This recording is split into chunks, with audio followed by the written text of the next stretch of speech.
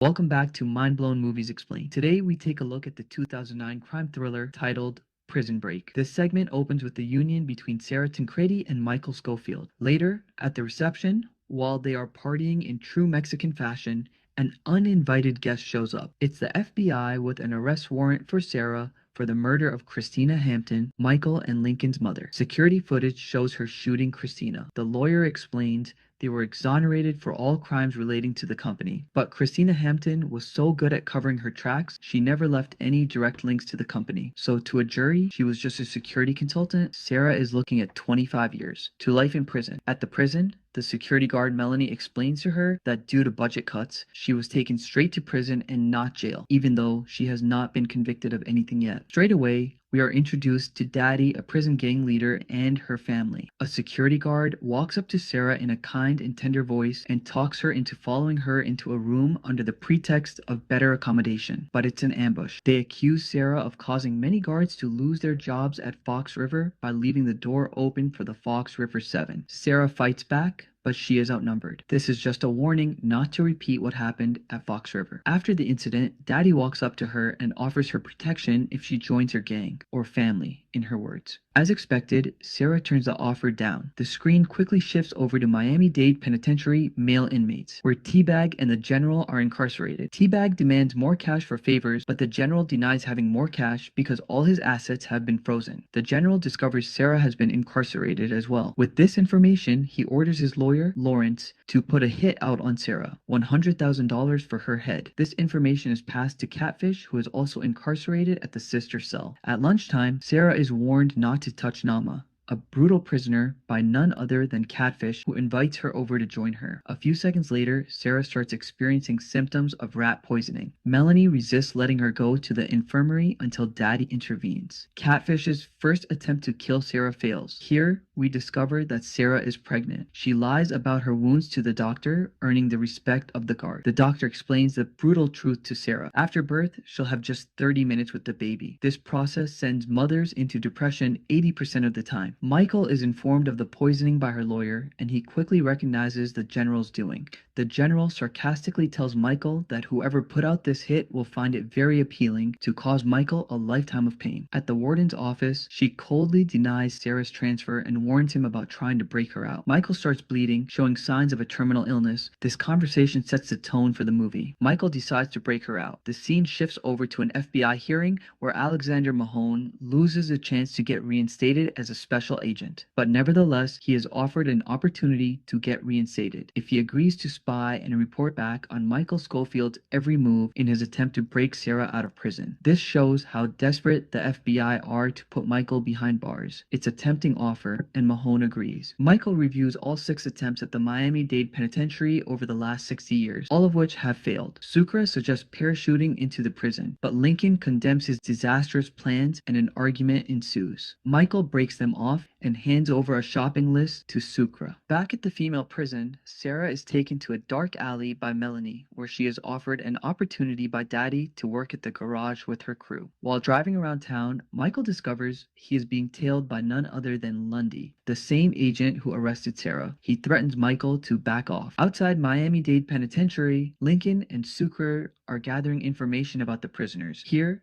it is revealed Michael was just distracting Lundy while the others were at work. We love you and we will like to see you next time, so please subscribe to the channel. It's completely free. Only one click helps the channel and you'll get more epic movie explanation videos like this. At the garage, Daddy gets into a fight with her jealous wife after complimentary comments about Sarah, but Daddy lets her anger out on Agatha, her daughter. Daddy offers Sarah her last chance to join the sisterhood. While dumping oil outside, Sarah sees Lincoln outside by the fence. She immediately understands that escape has officially begun. Catfish also sees him and questions Sarah about it, but they are broken up before she can get anything out of Sarah. Over at the male section, another inmate asks T-Bag to relay a message to the General. His girl over at the female section will do the job he asked for at 66% less than the General is willing to pay. T-Bag confronts the General, who denied having any money earlier, but he is left disappointed by the General's dismissive response. Sarah finally decides to join the sisterhood. Daddy places a trademark of the sisterhood on her back. At the parking lot, Lincoln bumps into Mahone, who reveals to them that they are being monitored and offers his help. Together, they discover a blind spot on the prison perimeter. Michael sends a letter to Sarah in prison. She later decodes this message to be a meeting point tomorrow evening at 7. Agent Lundy breaks into their apartment and threatens to arrest them. But Michael calmly counters his threats and explains that the warden won't let him see his wife, so he thought if he pointed out a few lapses in the security system, the warden would grant him a favor. This shakes Agent Lundy off for the time being. In the shower at the female prison, Catfish seduces Melanie in exchange for a favor. The favor? To plant drugs in Daddy's cell. This earns Daddy some time in solitary. Her plan worked, and now Sarah is left without protection. Michael is informed that the judge has just authorized a supervised visit. At the prison, he confirms Sarah decoded the message, making him feel relieved. While walking out, he bumps into Agent Lundy again. This time, he has also found the blind spot, which is the key to Michael's original plan. With Plan A busted, Michael considers Sucre's idea of parachuting. Despite Lincoln's disapproval, he trusts Michael too much to completely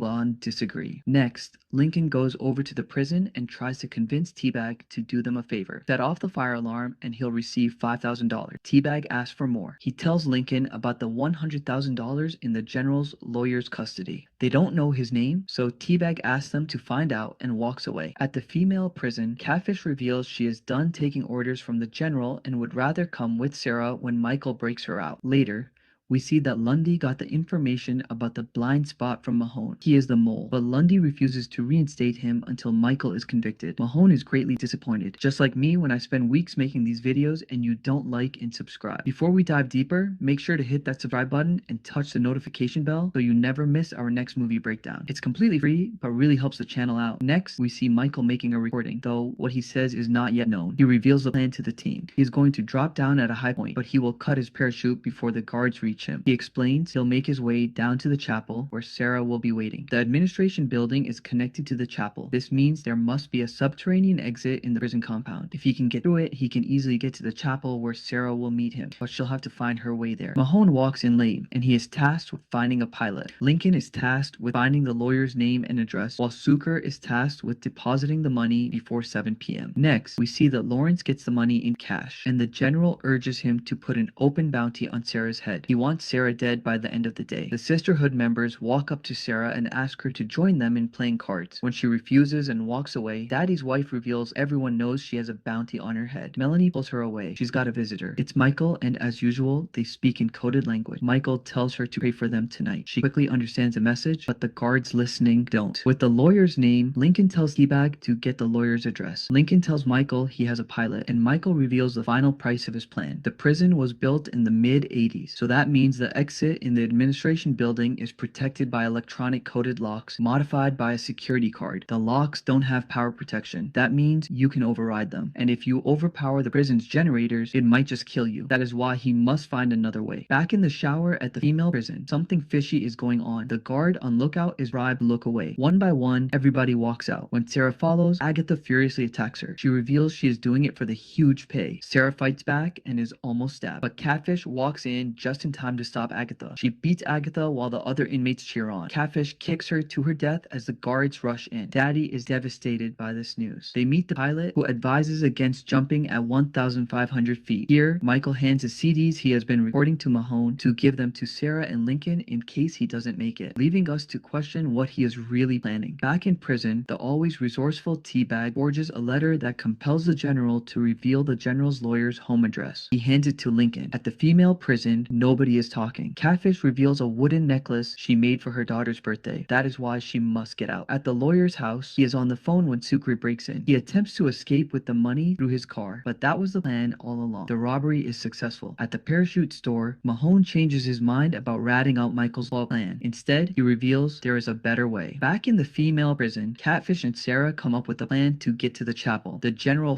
phones his lawyer and fumes after he discovers he has been tricked by Teabag, who gloats over his loss. The plan finally sets in motion. Mahone makes a phone call to Agent Lundy, telling him Michael's plan. He says Michael will be parachuting into the yard by 7 p.m. Lundy alerts the warden, who orders the prison to be put on lockdown. She also orders Sarah to be brought to her. Sarah attempts to explain herself to Daddy, who has just gotten out of solitary. Meanwhile, Catfish stays close to Melanie and flirts with her. Sarah explains it was self-defense, but it's a waste of time, so Sarah instead provokes her into fighting. Daddy pulls a weapon to stab Sarah, but Sarah deflects her, causing her to fall onto Nama, the brute no one dares mess with. Melanie receives orders to bring Sarah to the warden while Daddy begs for her life, but the results are predictable. Catfish picks a fight with Melanie and the whole prison erupts in chaos. Catfish gets stabbed in the leg but knocks her out. Lundy shows up at the prison, but the guard on duty tells him the prison is under lockdown. Lundy insists and forces his way through. The emergency team is mobilized in the prison compound. Lundy spots a plane and the team stands in position to fire. The parachute is spotted blowing toward the prison yard. As soon as he lands, they open fire, but when they rush over to check the body, they are disappointed. It's a dummy. But where is Scofield? Under your car, sir. It appears moments earlier while Lundy was talking to the security guard at the gate. Michael used the opportunity to sneak in under his car. Michael runs away with his backpack. Teabag is waiting impatiently for the clock to hit 7 p.m. The situation at the female prison is brought under control, but Catfish and Sarah are gone. Hiding in the kitchen, they barely escape inspection. They make it out to the yard through the vent. They're almost spotted by guards on patrol. A few seconds later, Catfish is apprehended by these guards. She doesn't give Sarah up. She sacrifices herself. Sarah is almost caught, but she gets away this time. Michael comes in. Outside, Zucker fails to make the payment in time. At the same time, Teabag repeatedly checks his account balance, but the amount doesn't change, so he decides to rat out Michael. He explains to the warden and Lundy that Michael asked him to set lots of fires in his cell, setting off the fire alarm. Lundy interprets this as Michael needing noise for his plan to go through, so they deactivate all alarm systems in the prison. When the alarm system is deactivated, Michael reveals this was his plan all along. Now he can cut through the door without fear of an alarm going off. If there is one thing you can count on Teabag for, it's that he is a rat. Genius, Michael. He certainly lived up to the myth here. Lundy gets a report of a loose female inmate over at the chapel and rushes over there. Michael successfully cuts through the door and sets a barricade. Now at the administration exit, the door refuses to open. Lundy gets to the chapel and sees the door open while the boys wait near the fence. Michael reveals that for his plan to work, he must stay behind to short-circuit the prison system. This means he will not make it out alive. It's a sad and heartbreaking scene, but the sacrifice is worth it. They exchange their goodbyes. Lundy chases behind, but Michael pulls through with the plan and short-circuits the system, giving Sarah the opportunity to flee. Lincoln and the entire team are left heartbroken. Michael is not coming back, but they have to go. Mahone comforts Lincoln, but they must leave now. The next morning at Dade Penitentiary, Teabag is locked up in solitary for aiding in a prison escape. Mahone gives Sarah and Lincoln the CDs and a blood report of Michael showing he had blood cancer. They are all devastated, but they say their final goodbyes. On the boat sailing to Costa Rica, they watch the tape and understand why Michael did it. He urges them to take care of each other. It's a happy ending for all. Tell us what you think about movie in comment section. If you enjoyed this breakdown, subscribe for more thriller, action, and mind-twisting movie explanations every single day. See you in the next one.